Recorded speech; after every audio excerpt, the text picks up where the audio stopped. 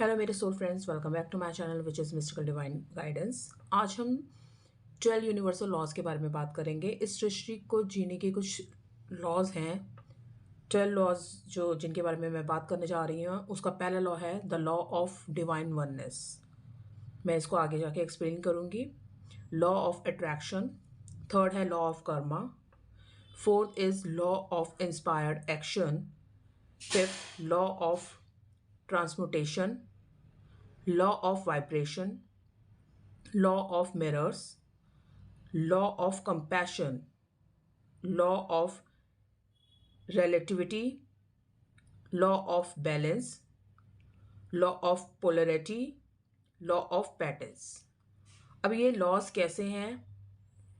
अगर हम first law law of divine oneness की बात करेंगे तो वो अपने नाम से ही क्लैरिफाई होता है कि we are all connected from the same source.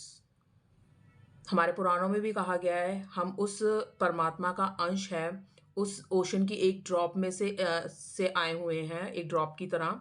तो हम सब एक ही हैं। जब तक हम अपने अंदर वननेस का एटीट्यूड बिहेवियर नहीं लाएंगे तो हम आगे नहीं जा पाएंगे। तो वी ऑल आर एक, चाहे हमारे कोई भी धर्म हो, चाहे कोई भी हमारी सोच हो, थॉट हो, कुछ हो, हम सब एक ही हैं। हमें वननेस में काम करना पड़ेगा। तो ये यूनिवर्सल लॉ है जिसे हमें मानना ही होगा। सेकंड है लॉ ऑफ अट्रैक्शन। हम हमेशा सुनते हैं ऑपोजिट हमेशा अट्रैक्ट करते हैं एक दूसरे को। जो भी चीज़ को हम फोकस करते हैं अपनी लाइफ में, हम उसे अपनी तरफ अट्रैक्ट करते हैं। जिस तरफ हमारे थॉट्स जाएंगे, जिस तरफ हम चीज़ों को देखेंगे, हम उस चीज़ को अपनी तरफ अट्रैक्ट करेंगे, क्योंकि हम उसको बहुत टाइम दे रहे हैं, थॉट दे रहे हैं। तो अगर आप अच्छे बनना चाहते हैं तो अच्छे थॉट्स को अट्रैक्ट कीजिए, उसके बारे में सोचिए। और अगर आप बुरे बनना चाहते हैं तो बुरी चीज़ को समझिए, पढ़िए, उसकी तरफ देखिए। तो आप ऑटोमेटिकली वही बनते जाएंगे। तो ये लॉ ऑफ अट्रैक्शन है। थर्ड जो है वो है law of karma. What you put out there come back to you. Of course आप जो भी चीज़ें करेंगे, एक और सेइंग है, हम जो भी बीज बोएंगे हम वही फल काटेंगे। तो जो भी आप चीज़ कर्म करेंगे, एक्शन करेंगे, रिजल्ट आपका उसके अकॉर्डिंग ही आएगा। लॉ ऑफ इंस्पायर्ड एक्शन, आपके जो भी आपका एक्शन होगा वो इंस्पायर्ड होगा आपकी मैनिफेस्टेशन से। आप जो भी अंदर ही अंदर मैनिफेस्ट कर रहे हैं, आपका एक्शन उसके हिसाब से होगा। सपोज अगर आप चाहते हैं कि मैं पर्टिकुलर रैंक पे जाऊं, तो आप उसके लिए एक्शन लेंगे, पढ़ाई करेंगे। तो आपका एक्शन इंस्पायर्ड होगा मैनिफेस्टेशन से। Action is required to manifest your goals. अपने गोल्स को लाने के लिए, उसको कन्वर्ट करने के लिए आपको एक्शन की भी ज़रूरत पड़ेगी। तो आपका एक्शन आपके मैनिफेस्टेशन से डिपेंड करता है और मैनिफेस्टेशन आपके एक्शन से डिपेंड करता है। लॉ ऑफ ट्रांसपोर्टेशन, इसमें क्या है, आपके जो थॉट्स हैं, अ, आपके थॉट्स तब कन्वर्ट होंगे एक्शन में, चीज़ों में, एक आकार में, एक फिजिकल चीज़ में। आपका जो जब उसका फोकस आपका उसकी तरफ जाएगा, जब आपका फोकस उस रियलिटी में जाएगा, जब इसका thought become things, your focus create your reality. आपका जो थॉट, पहले आपका काम कैसे शुरू होता है, आप एक ही दम तो कोई ऑफिसर नहीं बन जाते या कोई बिजनेस स्टार्ट नहीं कर जाते।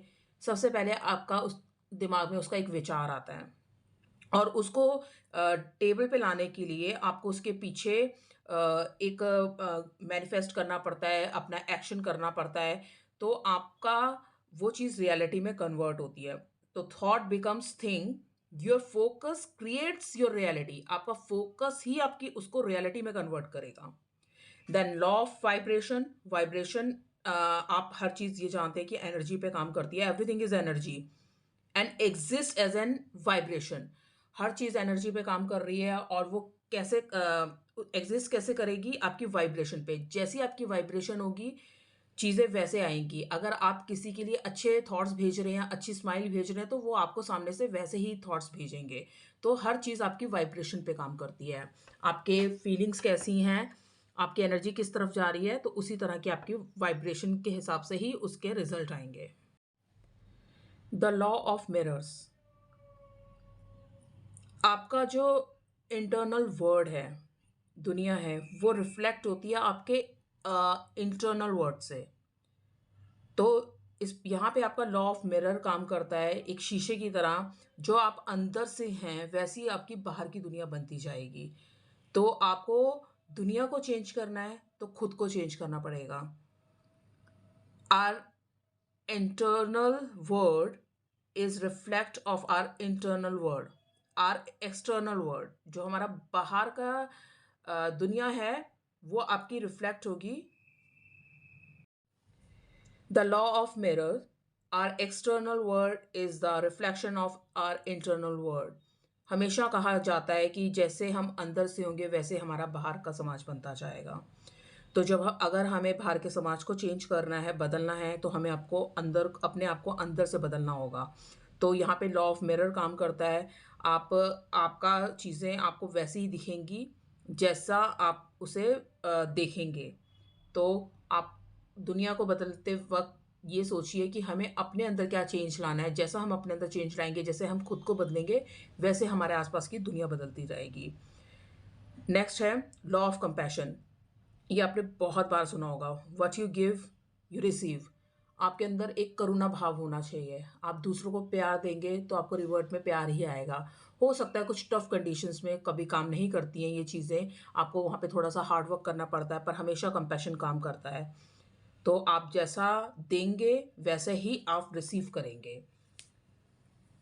नेक्स्ट है हमारा law of relativity. Nothing has meaning except the meaning we give. ऐसा बोला गया है कि इस ब्रह्मांड में किसी का कोई फिक्स मीनिंग नहीं है। जैसा जिस आंखों से हम चीज़ों को देखेंगे हमारी चीज़ें वैसी ही बदलती जाएंगी हमारे आसपास। तो हर एक लॉ एक दूसरे से रिलेट करता है। रियलिटी एक्चुअल में कुछ नहीं है, सत्य एक्चुअल में कुछ नहीं है। हमें नॉर्मल लाइफ में बोलते हैं हम लोग, सत्य के तीन रूप हैं। एक वो सच जो आप जानते हैं, एक वो सच जो मैं जानती हूँ, एक वो सच जो है और है भी नहीं। तो उसी तरह रियलिटी, लॉ ऑफ रियलिटी कैसे काम करता है, किसी चीज़ का कोई मीनिंग नहीं है, हम जो मीनिंग चीज़ों को देते हैं वो बन जाता है। तो बहुत ज़्यादा सीरियस होकर स्ट्रेस दे के हमें नहीं चलना चाहिए। नेक्स्ट है लॉ ऑफ बैलेंस। हम लोगों में लॉ ऑफ बैलेंस होना चाहिए। ये दुनिया एक एनर्जी पे काम नहीं कर सकती है। शिव जी जो हैं वो परफेक्ट एग्जांपल है लॉ ऑफ बैलेंस का। मस्कुलाइन और फेमिनाइन एनर्जी उनके अंदर एग्जिस्ट कर रही है। हाफ वो मस्कुलाइन एनर्जी शो करते हैं, हाफ में फेमिनाइन। तो ये सृष्टि में रिप्रोडक्शन भी तभी होती है, रिप्रोडक्शन हम तभी उस पार्ट में यूनिवर्स ने एक ऐसा रोल प्ले करते हैं हम कि उसमें दोनों एनर्जी की ज़रूरत है। तो हमेशा अगर हमें कोई चीज़ अचीव करनी है, कहीं जाना है, तो लॉ ऑफ बैलेंस बहुत ज़रूरी है। ये मैं अपनी हर वीडियो में शायद बोलती आई हूँ, जब तक हम लॉ ऑफ बैलेंस नहीं लाएंगे हम कुछ अचीव नहीं कर पाएंगे, कुछ भी चीज़ों को समझ नहीं पाएंगे। मस्कुलाइन एनर्जी और फेमिनाइन एनर्जी दोनों एक साथ में जाती हैं, दोनों इक्वल स्टेज पे है, दोनों को बैलेंस करना पड़ेगा। Law of polarity. अब जैसे पोलर होता है, पोल्स होते हैं, दो ऑपोजिट पोल्स, वो एक दूसरे को अट्रैक्ट करते हैं। उसी तरह everything in the universe has a opposite. जो हर यूनिवर्स में जो भी चीज़ें हैं वो एक दूसरे के बिल्कुल ऑपोजिट है। जैसे सुख दुख, प्यार नफरत, रात सुबह, रोशनी अंधकार, कोई भी एग्जिस्ट नहीं कर सकता दूसरे के बिना। जब तक हम इस यूनिवर्स में हैं अच्छाई के साथ बुराई रहेगी हमेशा, और बुराई के साथ अच्छाई रहेगी। इसे आपको एक्सेप्टेंस में लाना होगा। हमेशा ऑपोजिट चीज़ें रहेंगी तभी यहाँ पे एग्जिस्टेंस हो सकती है, लाइफ्स रह सकती हैं। अगर अच्छाई ही होगी तो भी लाइफ हम सर्वाइव नहीं कर पाएंगे, और अगर बुराई ही होगी तो भी हम सर्वाइव नहीं कर पाएंगे। तो इसे एक्सेप्टेंस में लाना पड़ेगा। अच्छाई के साथ बुराई आती है। The law of patterns.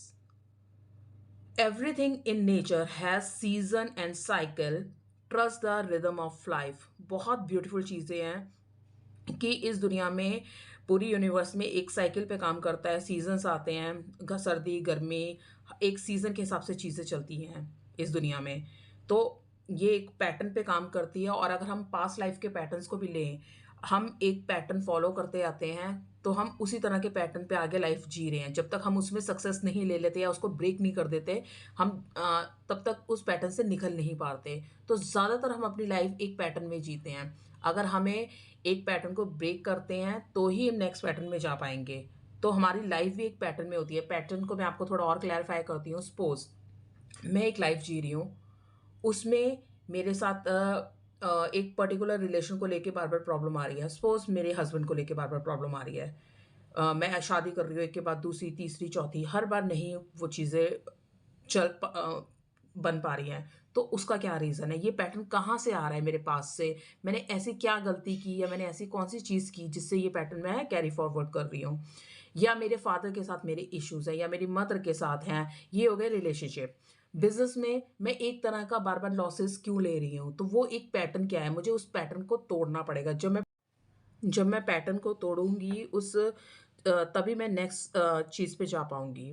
तो इसीलिए बोला जाता है द लॉ ऑफ पैटर्न। हमारी जो सृष्टि है ये एक पैटर्न पे काम कर रही होती है। जैसे सीज़न्स के पैटर्न होते हैं और लाइफ़ में और सर्कल पे काम करती है चीज़ें, वैसे ही हमारी लाइफ़ के कुछ पैटर्न्स होते हैं। तो ये थे 12 लॉ यूनिवर्स के, यूनिवर्सल लॉ जिस पे हमारी पूरी यूनिवर्स एग्ज़िस्ट करती है। तो नेक्स्ट वीडियो में हम मिलते हैं किसी और टॉपिक के साथ। आई होप ये आपको टॉपिक पसंद आया होगा। अगर पसंद आता है please like and subscribe my channel. Thank you so much.